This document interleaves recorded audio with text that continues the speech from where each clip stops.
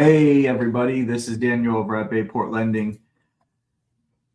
Today I want to share with you guys and girls a little bit about self-employed, and why I'm bringing this up today um, is I've run into some issues myself in the last couple months with self-employed.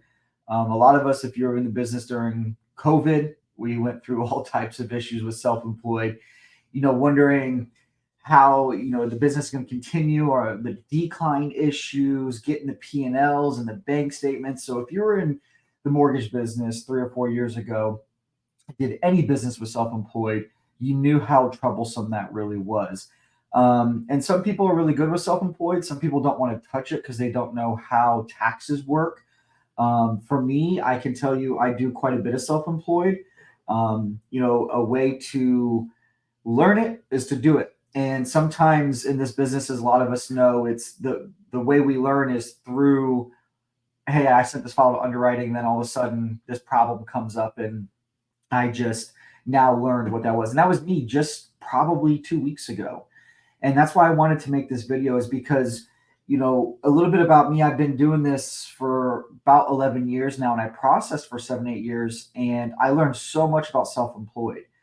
Um, different types of people, different types of income through self-employed, from trust income, social security, or excuse me, not social security, we're going to talk about that. Dealing with truck drivers and all different types of ways, dividends, and how people have different formulations of Schedule E's and all types of stuff. So, anyways, when you see that, sometimes it's super easy, and then sometimes it's super complex.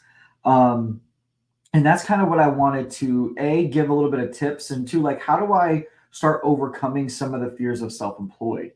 Um, and so that's what we'll talk about today, is where do I learn how to understand what an underwriter might be looking at when we're looking at self-employed? What are they trying to determine? Where are they pulling the income from? So I'm just going to highlight a little bit. I'm not going to go too deep into this. There's a lot of great resources out there. MI companies, for example, have a great resource for self-employed income calculation. They even do trainings and classes. So check out your MI companies for that, like MGIC. I know has a good one, and NACT I think has a good one. So if you utilize MI companies, they have great trainings for this. Fannie Mae has some good tools, which I'm going to show today. If you have a processor, maybe sit down with them. If they're very good with self-employed, sit down with them and have just a few minutes of, hey, what does this mean? And that's kind of what I'm going to show today. And so I'm going to step right into it. I'm going to share my screen a little bit. First, what do we look for when we get tax returns? What is the first thing that we are looking for? And that's what I'm going to. So most of us get what you see right here on the screen is the, excuse me, I'll do it this way. There it is. Sorry, shared the wrong screen here. Is you get the 1040s. And so this is the personal tax return. So a lot of us, when we're dealing with borrowers, we say, hey, send us your tax returns. They're self-employed. We got to say, send us your personal and business tax returns, right? We want that business, especially if they're a S Corp or C Corp or some other type than a Schedule C. We want both. And so a majority of your businesses are probably going to be 1040s with what we call a Schedule C, which I'll show you here in a second. So if you see that, this is how that structure is. And then if you have business tax returns, I'll show you what that is here in a second too. So when we look at the 1040s, this is just their personal returns, and we're looking at where's their income coming from. If they get W-2 income, it'll be on line 1A, and that's W-2 wages. Just so you are aware, self-employed people can pay themselves a W-2. So you might have some self-employed income, or somebody who's, let's say, an S Corp, and they have W-2 income they're paying themselves. It will be reflected here, and you can calculate that. When you're wondering, well, where do they make their money from? You get their tax returns, and you say, where are they getting money from? Well, if it's pensions and annuities, IRA distributions, Social Security, you can see here in lines 2A through 6A, that those are maybe different types of income. They're not receiving a W-2. They're not self-employed. You might see some income types right here. And then down here, if you start seeing in lines like 7 or in 8 especially, where's this additional income from? Schedule 1. Well, Schedule 1 is the itemization of the income. But what we're looking for is we're going to really look for that Schedule C. So someone says, hey, listen, I own a company and I file Schedule C, right? So we're like, okay, well, we need that Schedule C because that's the most important thing you're going to get from a self-employed person is that Schedule C. This is what I'm just going to be very generic with this. Can it go complex? I'm going to show you a little bit. Yes, it can. It can get very complex. But generally speaking, a great quick way to look at someone's tax returns who's self-employed is to get that Schedule C if they are filing Schedule C. And I scroll down, you're going to see here's everything. One will be their grocery receipts. So you might be talking to a client and say, hey, how much money do you make a year? And they say, oh, I make $150,000 a year. Well, they might be looking at line 1. They don't understand maybe their accountant or CPA, if they're using one, has written everything off and down. And now we're looking at our final number on line 31, our net profit or loss. And that's the quickest way to look at tax returns. So if you're trying to figure out, does this person qualify or not? If you go through all these lines, which I'm going to show you here in a second, some of it, like, for example, line 13, you might be able to add back in depreciation or maybe mileage and something. I'll show you where you can get some of that information. But line 31, if that line has a negative, forget about it. That means they're showing a loss, right? So you can look right to their Schedule C, save your time. So when you're pre-approving that borrower, the best thing to do is go right to Schedule C, line 31. If it's a negative for this year, then you're going to have a hard time because you got to show that negative.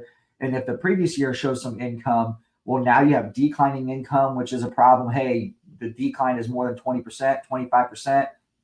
An underwriter is going to scrutinize you very, very heavily, right? We saw a lot of that during COVID. Those sharp declines really hurt a lot of our files because these clients went from making great money to maybe not. And so line 31, negative, we're gonna have to think of something alternative, maybe bank statement loans and go down that route. But it shows a positive. So in 2023, they show 50 grand on line 31. Then you want to get your 2022, since we're 2023 right, or 2024 right now. That's what I'm just using for examples. Get that 2022 and that 2023, add those two line 31s together, divide it by 24 months. There's your self-employed income. Just a simple, quick way. Again, can we add back some in? Yes, we can. But I'm just trying to make this simple. Something you can get someone's returns, look at it quickly, and know if you can proceed forward or not. So, and then you'll start going down the path of, do they qualify? Do you have business bank statements, and do you pay your liabilities from the business, which I'll cover here in a second. So for the sake of this moment right now, talking about Schedule C, we look at that line 31. And now, if they've been in business for 5 years, they're going Fannie Mae or Freddie, you might be able to get a 1-year tax returns. So then all you're doing is taking that line 31 and dividing it by 12 months. If they qualify, right, run your findings if you're able to do that and get your 1-year return. So if they've been in business and everything else check marks, you might get kicked back on your AUS findings 1 year. Well, now we're just going to use 2023 and divide it by 12. But if you're going FHA or you're required to get 2 years because they've only been in business for 2 years, that's where you're going to take your two line 31s for the last 2 years and calculate those by just adding them together. Now, again, there are methods that allow you to add in. Usually depreciation 9 times out of 10 will allow you to add back. And most underwriters just do it. It just depends on who you work for or the lender you're using. Some don't know that. A lot of these underwriters use an income tool, which I'm going to show you guys here in a second, which you'll be able to use and follow along too. So the whole purpose of this today is to just start kind of negating the fears of diving into self-employed income. And that's what we're going to start right here. So with the Schedule C's, it's just as simple as looking at line 31, calculating it, moving on.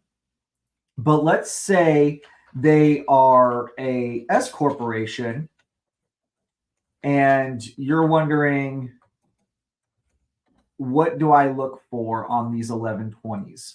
And that's what those are called for corporations. So you're going to look at an 1120 and you're going to say, well, what do I look for there? Right. So maybe they're filed as an S Corp, and you can see the form looks a little bit different here. And on this form, you're going to see things like compensation of officers and salaries and wages. It starts getting a little bit broken down. But what we're also looking for is percentage of ownership.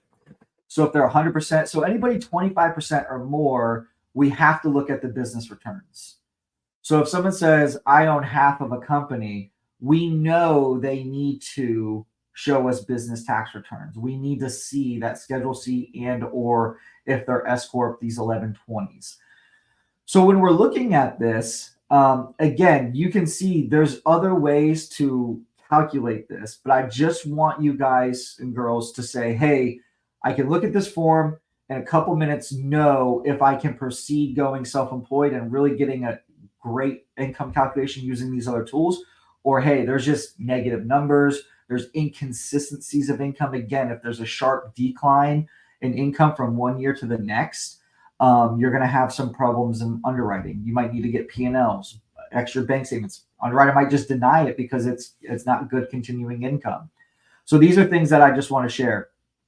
The other part of this is on the 1120s. What you're going to see is, where did it go? Here we go. The name of the corporation. Hold on. I'm on the wrong page here. Here we go. So what we're looking for is the percentage of ownership. So box 4A, if they own 100% of the company, it's going to state it right here. If they only own 50% of the company, it's going to state it right here. And that's what we want to look at first is if you're dealing with a client, do they have 100% equity of that company? If they got 50%, it's going to change how we calculate some of these things. What we're going to look for is you want to look right for their what we call K1 when you're looking at somebody who files an S corp. You want to get the line, you want to get their K1 form. So when you're talking to somebody self-employed, you might be asking them for the following documentation. I want your personal returns, which is the 1040s. I want you, and if they're Schedule C, that Schedule C is with the 1040s. If they are an S corp, you're going to want their 1120s. So now you're asking for the 1120s, and you're asking for K1s, 1099s, W2s. That's a general, easy way of what I need from 90% of self-employed people, I would say, if not more. There's other forms out there, but I would say almost all what we're looking at is personal, business, get the W2s, K1 forms, and any 1099s. So when we're looking at that K1 income, and I'll show you an example of what a K1 looks like here in 1 second once I pull that up. That's what we want to see. Are they 100% owner? And if they are, we want to get this K1 form. And when we look at this K1 form, you're going to see ordinary business income. It has all this broken down. Well, now I know whatever income is on this form, if they're 100% owner, I can use 100% of it. If they are 50% owner, I use 50%, right? So we start looking at, that's why that ownership comes into play. So recap what forms we need, just for the sake of time. Again, there's so much information in these that where some of this does come into play, but I wouldn't sweat it. Again, I just want you guys and girls to know how quick can I look at something and know if I can go self-employed, Fannie Mae, Freddie, whatever, or am I going to have to go some type of non-QM route? So I also want to share right now is something I ran into just about 2 weeks ago. And it has to do with the extensions. And sorry, I'm looking at my other screen here for a second, just so I can pop open that extension form. 4868, there it goes. And what happened with me was I had a client who, if you are self-employed and you have not filed 2023 tax returns yet, I myself, I'm one of them, is we have until October 14th. So, but for that April deadline, we have to file an extension.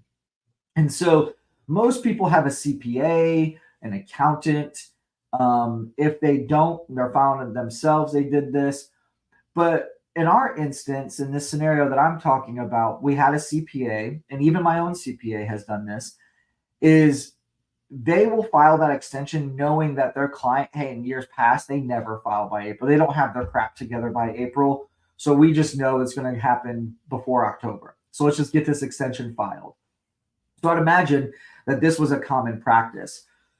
Well, in the guidelines, which I'm going to explain here in a second and pull up, is this almost killed our file just a couple weeks ago because I'm learning this. I if you already knew this, great, but I just learned this and I want to share it with everybody because this was a big major move, and somebody who does a lot of business with self-employed, this had never hit me yet, and so it was a learning experience, and that's exactly what I'm doing. I want to learn, share, and so with the extensions, what we look at is on line 4 here, if you can see on my screen that I highlighted, line 4 of part 2, it asks, what's your estimate total tax liability for 2023? Well, my client the prior year had a tax liability, which it's shown on your 1040s, right? It will be shown on their personal tax returns that she or he was responsible for, it was like $35,000. Okay. Well, that was her tax liability. But in 2023, the lender caught that the CPA put $19,000 on this line 4. Not even, he just did it, just estimated. She could have even prepaid taxes. I don't know. But the minute that underwriting got this extension form and they compared part 2, line 4 here, this estimate of total tax liability for 23, they looked at 2022's tax returns and they saw that 19 was less than 34. And they correlate, well, is there a decline in income? That triggered a bunch of conditions and a bunch of questions to start popping up. Now the underwriter's thinking they're paying less tax liability from previous year, therefore there's a decline in income. Because I'm trying to do 1 year tax return on a Fannie Mae deal. Okay. That was our scenario. 1 year tax return using 2022, since we're in 2023 right now, as this is being recorded. And then 2023, they just wanted the extension. Okay, great. Send it in. The client had no idea. I would have had no idea. I don't even know what my CPA put on my extension. I would have to go look at this. So they just file it, goes up to the IRS. Well, once we got a copy of the extension, we saw that decline. And that is what triggered the next series of events. And in my mind, I was going, what does that even mean? Where are you even pulling this from? This has never hit me in the face. And again, if you already have had this problem, great. I just had this problem I want to share because I think more people might be running into this because from now to October, anybody self-employed that hasn't filed is going to need this extension. Okay. So once we got that, I said, what is going on? Why are we having to do this? So they started asking for P&Ls, the last 3 months bank statements, the end of year 1099s, all that good stuff for 2023. And so we started getting them and started realizing, and I started digging that Fannie Mae had made some changes just as of probably it was about May of last year. So in this selling guide, we're looking at the allowable age of credit documentation for federal tax returns. Okay. So you can just Google, but I have it up right here. We start looking at if today's date is this, the most recent year's returns would be this. This is a great page to save as they update this. Okay. So as tax years rotate, this is a great page to have. I'm even going to be bookmarking this because what it does is it tells me when the client applied, when the loan will disperse, what documents do I need?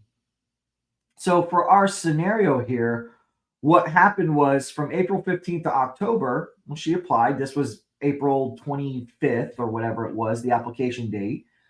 Then I come over here and it's going to disperse within this timeline. I look at what's going to be needed.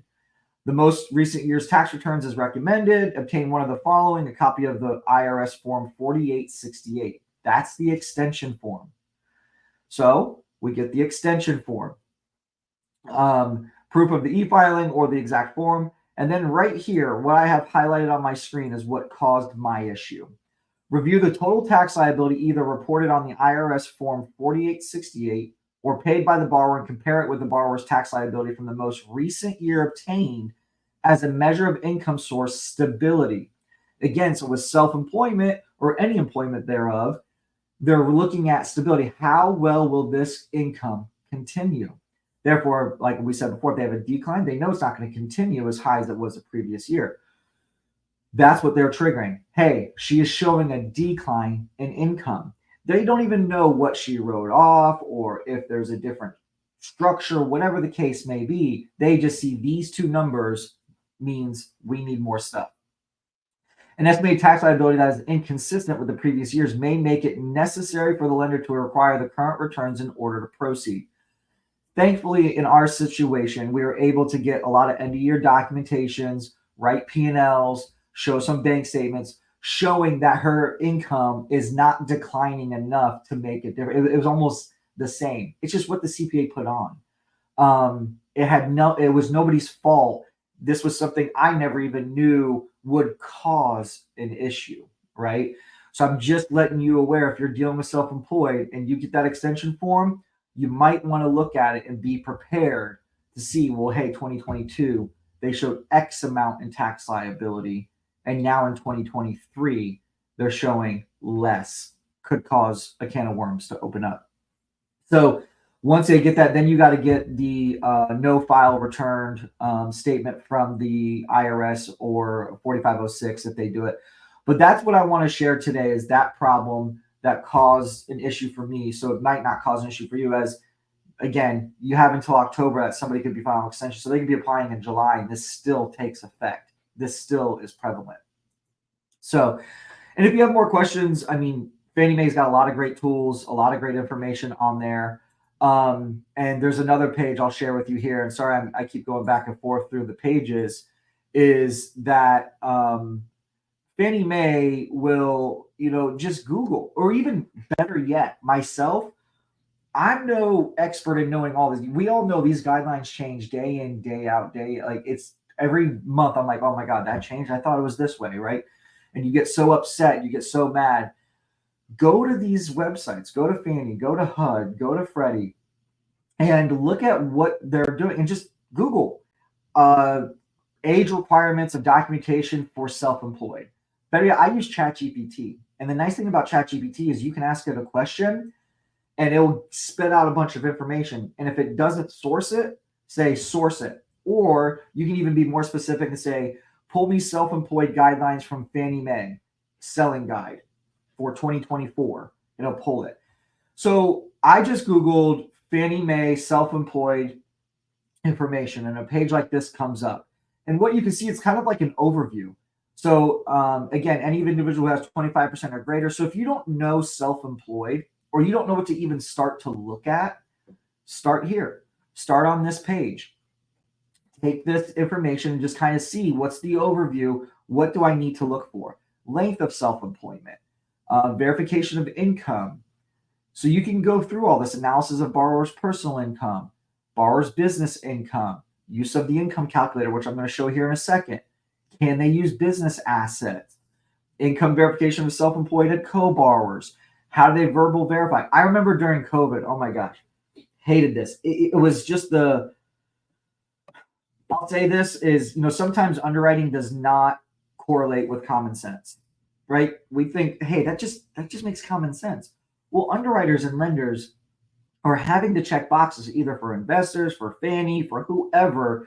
So it's not that they don't understand or it makes sense, but this guideline makes it not make sense and they got to follow that guideline. And that's totally fine. In my everyday mind, I'm just like, man, that just doesn't make sense. When you're going on Google to verify if they're still in existence and calling the phone number of a self-employed company and like making sure they pick up, all these things of how do they verify someone who's self-employed. And so if you're wondering how do they do that, how do they overcome that verbal, they used to be able to look up things like on the phone or on Google through like phone books or yellow pages or whatever. This is another way you can see how do they do these verbal verifications. How do they verify self-employed people are still niche? A lot of times a CPA letter is very good to get. Have the CPA write that they're still in existence, they're still doing it. That's the best way to do it. And then at the bottom of all the pages on Fannie Mae, if you're ever looking up something like self-employed income, or if you're looking up how to use assets or any topic, if there was ever a change, at the bottom of all the pages, you're going to see their announcements, which is usually their letters. Like HUD sends out letters, Fannie Mae. So anytime they make changes, they'll send out these letters. When they send out these letters, you will see what are they documenting that's a little bit different.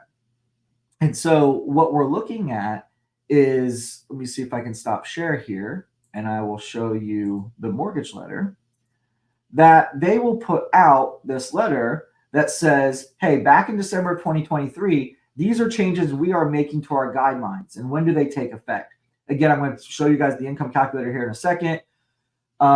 This one was the, where did it go? This one was, I wanted to show you guys and girls about the non-taxable adjusted gross income. So I know this isn't self-employed, but I just read this the other day. I want to share with you. So like something like this, if you don't know is going to change, that they can use 15%, gross up 15% on Social Security without verifying the taxable income, the non-taxable income, then that's okay. You can gross up 15%. If I go back to my other letter where they changed about the extensions, it was in a mortgage letter, right? So if I'm not reading that mortgage letter, I might not know that update came. So what I'm saying is look at these letters. They issue these fairly often. So if there's any major changes, if you're not getting the information from your current lender or your broker or your wholesalers, whoever that you're using, go to Fannie Mae's selling guide. You can look up their letters. You can look up all these announcements. And you can look up past. When did they make that change, right? You might, like for me, I was like, when did they change this tax extension liability? Well, it was last year, and I didn't even recognize it. It never had become a problem. So if I'm not reading these letters and I'm not ever having a problem come across my desk, how am I going to learn about it? That's exactly what I'm trying to share today. That's exactly my purpose of how's it done in these, like when I learn something or I read something, I want to share it with everybody. There's a lot of us that are so good at going out and customer face selling, and not all of us are experts on guidelines. Not all of us even know where to go to look for some of this information. And all at the end, this just makes you a better originator, better processor, whoever's watching, to make it say, well, now I know how that changed, why that changed, where to read about the change. And that's the point of today. So you get these self-employed, you get these borrowers, and you say, how do I calculate their income? And this is probably the biggest issue, is calculating proper income enough to pre-approve a client or pre-qualify a client. That is something I see more than anything. One of the reasons I got proficient, let's just call it, is I just started taking self-employed from fallout of other lenders, other banks, other loan officers. And they just say, I got this person, I just don't know what to do. I don't know enough about self-employed to help this person. I don't know what income I can and can't use. So that was a big thing. And also, I'll mention that if you are getting good with self-employed, you learn how to look at these tax returns, you learn how to calculate the income. Get with the people who will refer. Who's going to be your biggest referral partner for self-employed? CPAs, right? So if you're looking at a client's tax returns and you see all their documents, at the very bottom of their 1040, it's going to say, who was this prepared by? Okay. I'll show you here in 1 second. So when you're looking at the bottom of that 1040 here, you're going to see pay, preparer, use only. Right here's the CPA's information. That is a lead and a hey, I'm currently helping so and so. I see that you're their accountant. I see that you're their CPA. And I just wanted to let you know that we got that file closed. Everything went smoothly. Thank you for your help. Thank you for writing that letter for me. Thank you for providing me the extra documentation we needed. I'd love to be able to help you in the future for any of your other clients or any of your other self-employed clients who might not think or might not know how to plan to buy a home. Simple email, letter, phone call. That is one way to get into the field of self-employed. If you get one, you have a lead to the next. Go introduce yourself to that CPA. CPAs might already have a lender they know or refer to, but that doesn't mean if you're somebody who can not only do Fannie Freddie loans, maybe you could do non-QM business. Maybe you could do P&L only loans, 1099 loans, bank statement loans, and the list goes on.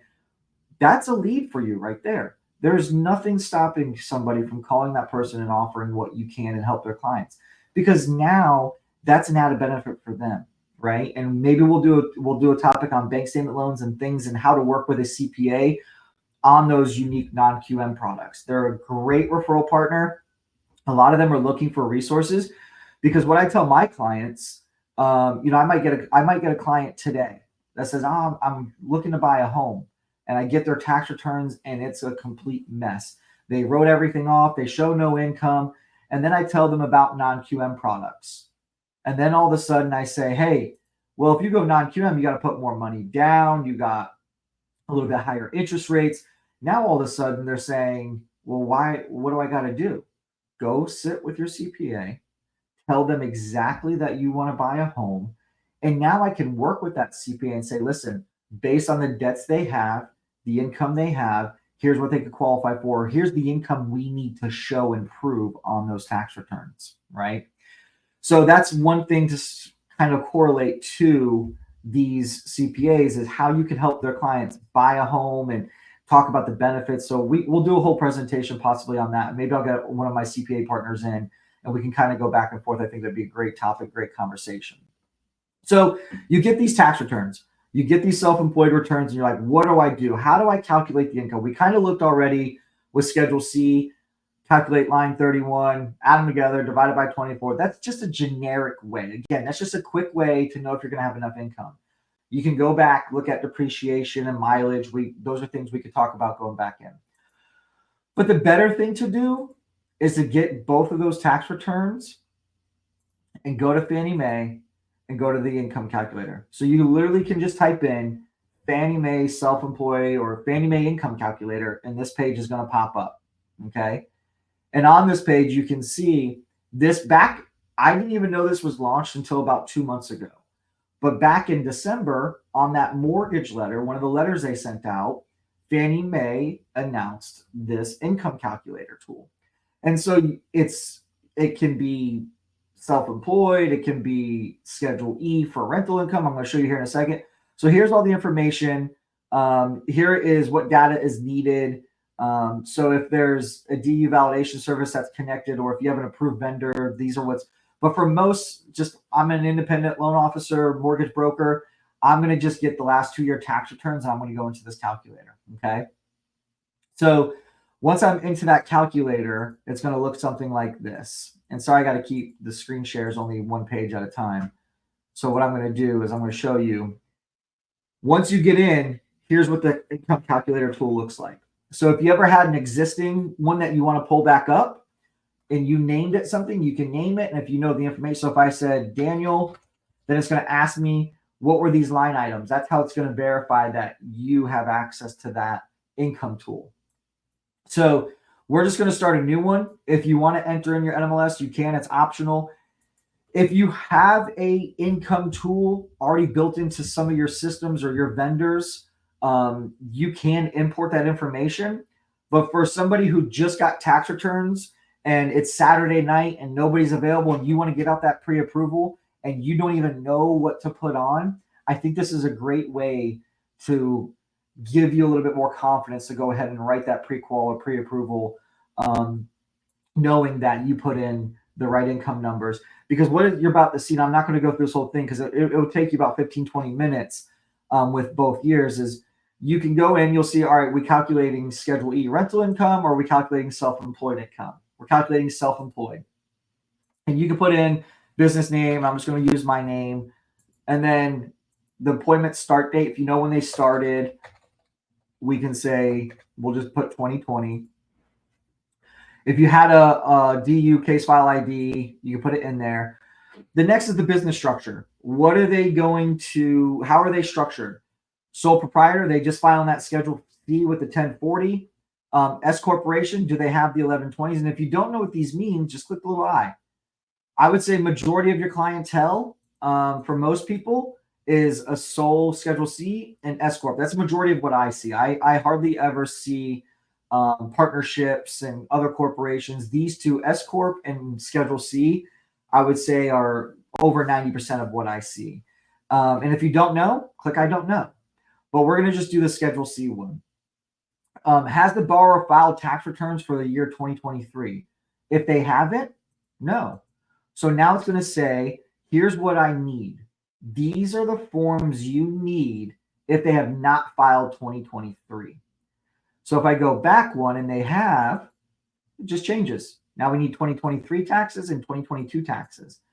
And so what it's asking you here is, what forms are they using?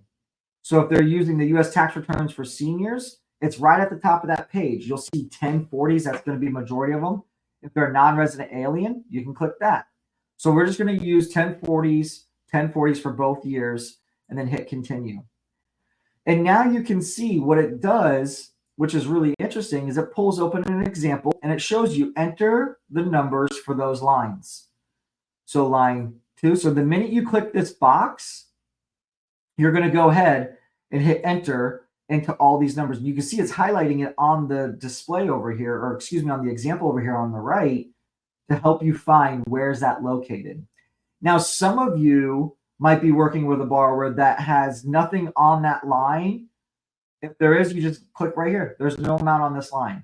So you'll go through, you'll need Schedule 1, you'll need Schedule C, and this will also help you. Hey, my client just gave me the 1040 and the Schedule C. They texted me pictures. And you're like, well, I don't know what I can calculate. You could just do the line 31 thing that I just told you about a little bit ago. But again, I would be very cautious with that because, again, it's just a ballpark. It's just a general idea. It's something quickly to look at to know if you have something to work with. To get an official number, you're going to need the full returns. And Schedule 1 is part of that full return. And they're going to want to know that. So if you're like, well, what do I need for my borrower? We know we need the 1040, Schedule 1, Schedule C, and then the losses and expenses. And what is nice is you can see they have the forms and an example of what it looks like. So now you can go to your borrower and say, hey, this is what I need. Here's what it looks like. And you'll do that from both years. And then at the very end, if this was all filled out, you'll actually get your income calculator, okay? And you will get how it all, where they're coming in from, the mileage, the deductible meals, non-deductible meals. You can see some of these are the things that you can add back in. So it automatically will do all that for you. And once you're done, you can save that or export it. And I would say, again, I'm just saying this with caution, talk to your underwriters and ask if this is valid. If you have no way to TBD a file or you can't get it to an underwriter, ask your reps, ask your underwriters, is this a valid tool that you would use? I'm going to guess most of them will say yes, that you'll accept, right? And Fannie Mae is using this and integrating this into the DU Day One Certainty tools. All that stuff is other vendor tools, as you saw. So I'd imagine that what you get here is pretty confident to use. And you'll see the monthly qualifying income number will be right here, right? So if it says $5,000 a month, now you can plug that into your loan operating system. And now you're writing a little bit more confident of a pre-approval, okay? And that's exactly all these tools are for. I am nowhere near an expert on self-employed. I am nowhere an expert on calculating income, but I know where to go start getting good ideas and the information I need. And that's what I wanted to share with you people today is, where do I even start? Where do I even go? If you're a brand new loan originator and you just don't even know what to do, these are all great resources and tools. I'll have them linked in. The stuff that I talk about today, I'll have direct links to those Fannie Mae guidelines, the Fannie Mae pages. But Google's your best friend. Chat GPT is your best friend. those are places you can go and just ask a simple question, just as it is in your mind. Show me self-employed calculator. What is the percentage of decline of income for self-employed? How many tax can you use 1 year tax returns on FHA? Like, you can go on and on and on and ask these questions. So I hope this helped today. Show you some of the forms. Again, the whole gist of this was to show you how to quickly look at someone self-employed, and take that information and start working that pre-approval and or working just something when no one else is there to help you. I hope this was a good information. Again, I appreciate all of you tuning in today. If you have any other topics that you want to share with me or you want more information on, please let me know. I think as of today, as I was talking, I'm going to look at, maybe how we work with CPAs and self-employed.